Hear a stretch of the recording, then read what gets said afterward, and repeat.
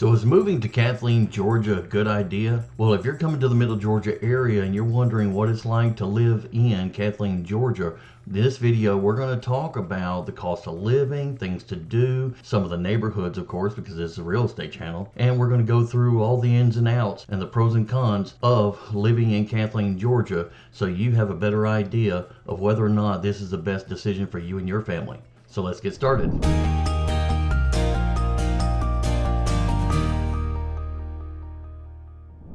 Hey guys, I'm Chris, your real estate problem solver. I've been a real estate investor and an agent for over 20 years in the Middle Georgia area. So if you have any questions or have any concerns about the real estate market in Kathleen, Bonaire, or Warner Robins, make sure to reach out to me. My information is in the description below. So let's get into moving to Kathleen, Georgia. All right, so where is Kathleen anyway? Well, if you're coming into Georgia, the easiest way to find Kathleen would be locate Atlanta, of course, because everybody knows where Atlanta is. Follow I-75 south to the Warner Robins Centerville exit. Or you can go a little bit further to Highway 96. Highway 96, turn east and follow it into the Warner Robins area. Now, once you get to about Lake Joy, everything south of Highway 96 is Kathleen, all the way up to the Krogers. Now once you get past the Krogers, it becomes Bonaire again. And then all the way to Highway 129, a little farther south, you'll pick up Kathleen again. It's kind of an angled little town. And if you go on Google Maps and you type in 31047 zip code, that's Kathleen. All of Kathleen is a 31047 zip code. Now, with that being said, again, it is an unincorporated town, so it's interwoven with the metro, well, you can call it metro, Warner Robins area. Now, Kathleen only has a population of about 19 to 20,000 people, and the majority of Kathleen is residential and communities. The area along Highway 96 for Kathleen is most of the business and commercial side of Kathleen. Everything else, like I said, is all residential. Now, Kathleen used to be pretty much not even on the map, but in 1998, when the C-5 weapon system came from Kelly Air Force Base to Robins Air Force Base, it brought in a lot of new work, a lot of new employees, built up a lot of commerce, and that was in the 2000s. So since that time, Warner Robins has blown up, and the overflow population for Warner Robins trickled down to Bonaire and Kathleen. And since then, that is where the expression Little Atlanta came from, because Warner Robins got so big, a lot of the population moved into the Kathleen area. So with that being said, most of Kathleen is built up of fairly new residential houses from 2000 up till now. And during that time, in 2008, 2015, the affordability was a lot higher, so those houses were actually built larger, a little bit more extravagant. So with that said, the housing in Kathleen is a little bit more expensive than the surrounding areas because of they're newer, a little bit more luxurious, and have a little bit larger lots. So since we're already talking about real estate, let's talk about houses for sale in Kathleen and some of the neighborhoods that you might want to check out when you move to Kathleen. All right, so the first neighborhood I want to tell you about is Blue Meadow subdivision.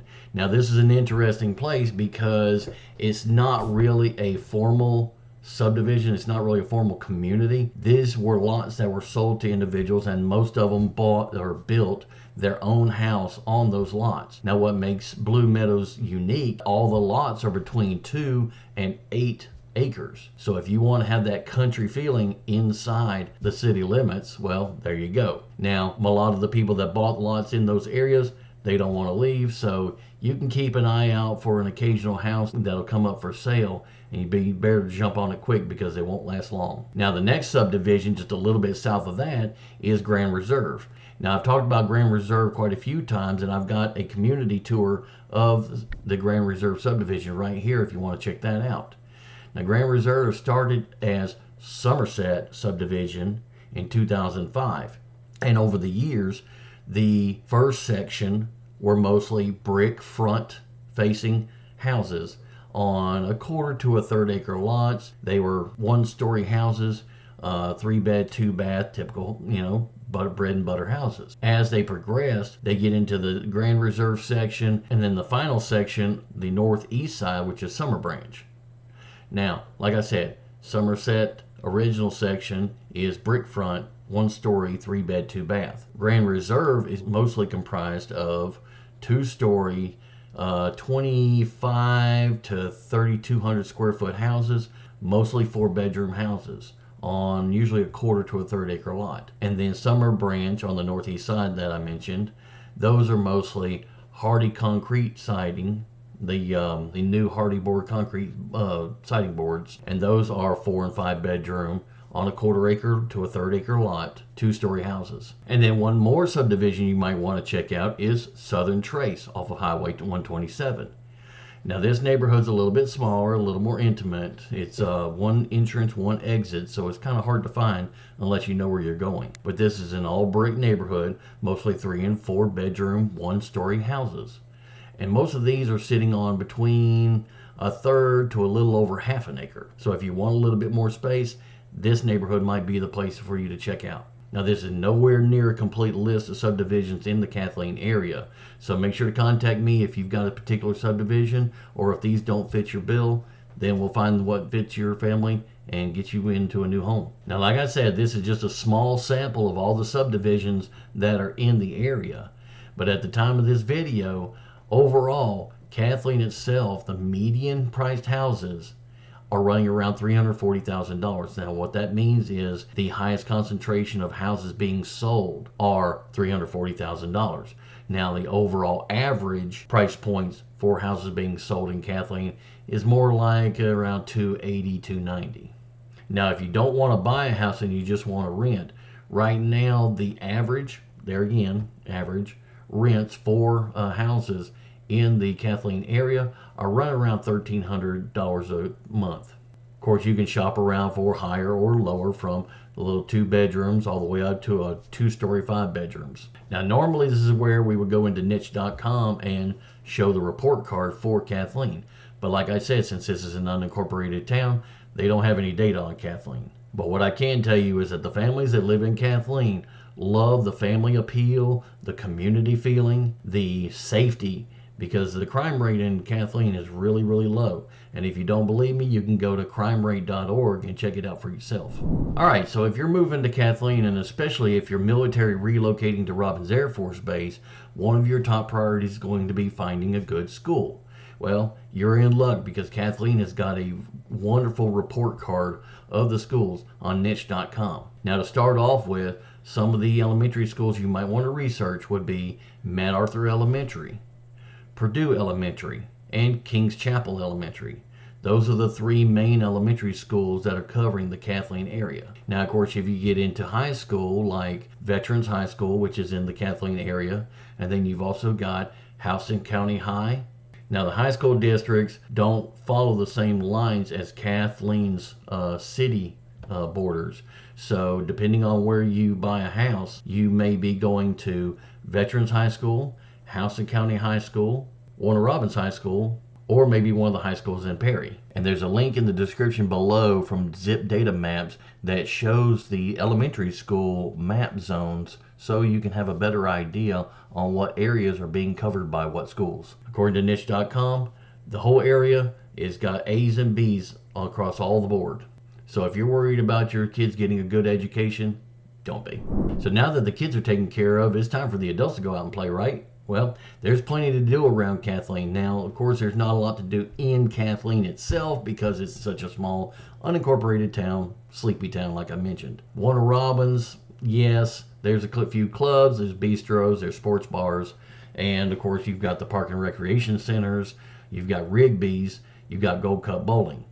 But as for real nightlife, Kathleen doesn't have anything. If you really want to spice up your night, you probably need to go to Macon or Atlanta.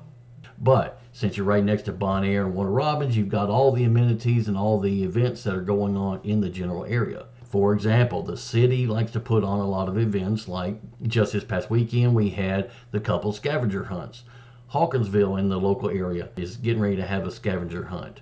And then we've also got city events like the 4th of July parties and the Christmas parades. Now, if you're a business owner or an entrepreneur, then you definitely want to check out the Robins Chamber of Commerce. Robins Chamber has got events going all year long, like the Business After Hours, Food Truck Fridays, and ribbon cutting promotions for new businesses that are coming in and opening their doors. And if that's not enough, Robins to Go is a Facebook group that Robins Chamber of Commerce sponsors that has a full list of all kinds of events, all kinds of restaurants, all kinds of groups that are in the local area that keep you entertained. And of course, everybody's got their own Facebook groups, like the mountain biking group. You've got the classic cars Facebook group. You've got the motorcycle riders Facebook group. And of course, pickleball and the local rec center and parks in the area to have some family fun. And since this is Middle Georgia, you can't forget the hunting and the fishing groups too. Now, of course, since you've been running around Kathleen enjoying yourself, you're probably getting hungry by now. So now it's time to find places to eat. Now, like I said, Kathleen is predominantly residential area, so there's not much in the way of commercial in Kathleen per se. But what you do have are the little mom and pop local business owned restaurants like El Haciensis, and right down in the same shopping center we have the Top China restaurant. Across the street we've got the Walk On Game Sports Bistro, and then right next to them is Decadent Dessert Bar for a little sweet tooth after the meal. Now, Decadent used to be across the street, but apparently they got a better rental deal on the new building that just got built, so they've moved into the Kathleen district, so now they're in the new section next to the bistro. And then right down the road you've got the Metropolis Grill Indian restaurant. And if you don't want to hang out in town, you can always go to My Dinner Tonight and pick up a meal for the family to take home with you. And like I said, these are just the restaurants that are in Kathleen. You've got Bonaire, Warner Robins that have a wide variety of locally owned and franchise restaurants that'll cover every taste bud you can imagine. So if you're already living in Kathleen and you've got your favorite little places to eat or your favorite things to do, make sure to make comments in the description below and share with everybody else that's moving to Kathleen. So let's dig a little bit deeper into the cost of living in Kathleen. Now, of course, like I said, the houses in that Kathleen are newer, they're bigger, so the average price per house is going to be higher than, say, Bonaire or Warner Robins, and especially going to be higher than someplace like Macon. So if you want a more affordable house, you want to get more price per square foot for your house, Warner Robins might be a better choice, or Hawkinsville, or even Perry. Now, everything else is going to be pretty much the same as the surrounding areas like Warner Robins and Bonaire. Cost of gas is around, right now, $2.60 to $2.70 a gallon. The cost of living in Warner Robins in the Middle Georgia area, including Kathleen, of course, is significantly cheaper than a lot of the surrounding areas like Atlanta, Savannah, or even Augusta. Usually you can figure about 15 to 20% cheaper than the national average. So with that being said, how does Kathleen, Georgia stack up against the surrounding areas? Well, if you are coming to Robins Air Force Base, which is predominantly the big employer for the Middle Georgia area, then you're going to want to compare Kathleen to, say, Warner Robins. Well, like I said, the housing prices are higher, but the community feel and the sense of family is a little bit better. Now, if you go a little bit further north to Macon, Macon has 8 historical districts. They have everything from the late 1800s all the way up to today. Downtown Macon, however, is just that. It is downtown.